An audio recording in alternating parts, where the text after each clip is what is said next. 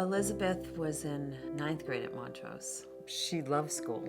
She loved her friends. She loved athletics. And she just had this spirit about her.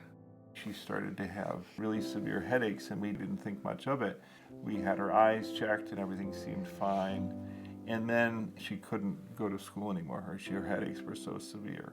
Yeah, we had taken her a couple of times to the emergency room and they kept saying neurologically she's fine. We always, just as a backup, do an MRI, and then they found a massive tumor. A week later, she had surgery. Of course, it was a glioblastoma, the most aggressive brain tumor you can have. And then she went on for 6 weeks of radiation where we went in every single day, 5 days a week.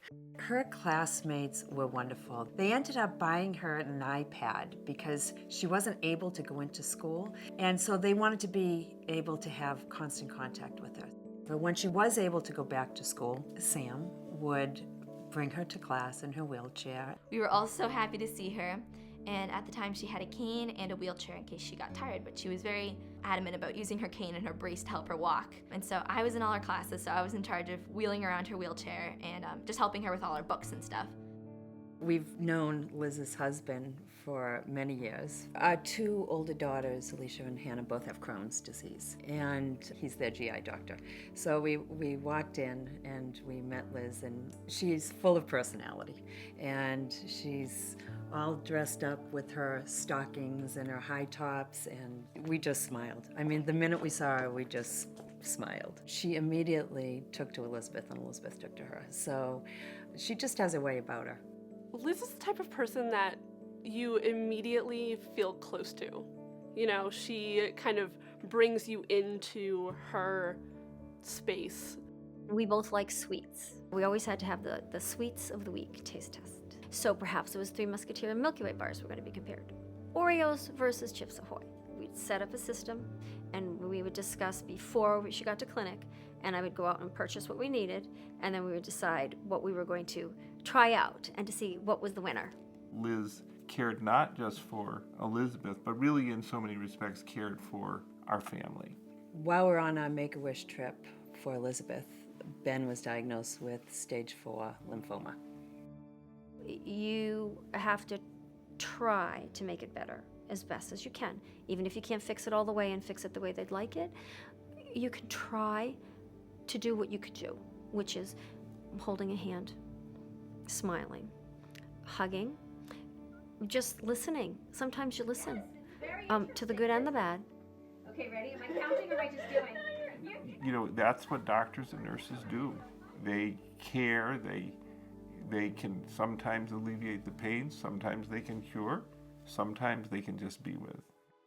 The week before she died, she had a seizure. And actually, Liz was there for the last 3 days that Elizabeth was alive. She had a place in our family just as much as any one of our siblings or my parents did, because she had been so important to Elizabeth that it seemed only natural that she should be there at the moment. And at one point, Liz tried to leave the room, and the kids wanted her right back. No, please stay in here with us, because we knew she was going to die. I never knew that death could be beautiful. And I think Liz had a huge hand in that, actually. I think our whole family, it was exactly what we wanted and what we could have imagined. And not that any of us would ever want such a horrible thing to have to go through, but it couldn't have been better in that situation. And I think Liz was a huge part of that. The day of the funeral, when we were at the back of the church, Liz came in and we said to her, you come in with us and you sit with us. I mean, she sat with us during the funeral because she was part of our family. And so it was great to have her there, and the kids. Yeah.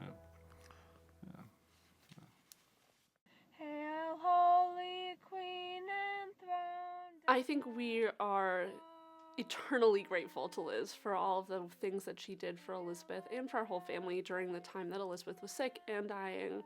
And even now, because we have this wonderful relationship with her. She really is a part of our family now. They're my link to Elizabeth, but I'm their link to Elizabeth, because I related to her on a different level. And I think that's how we hold on to her. We hold on to her together.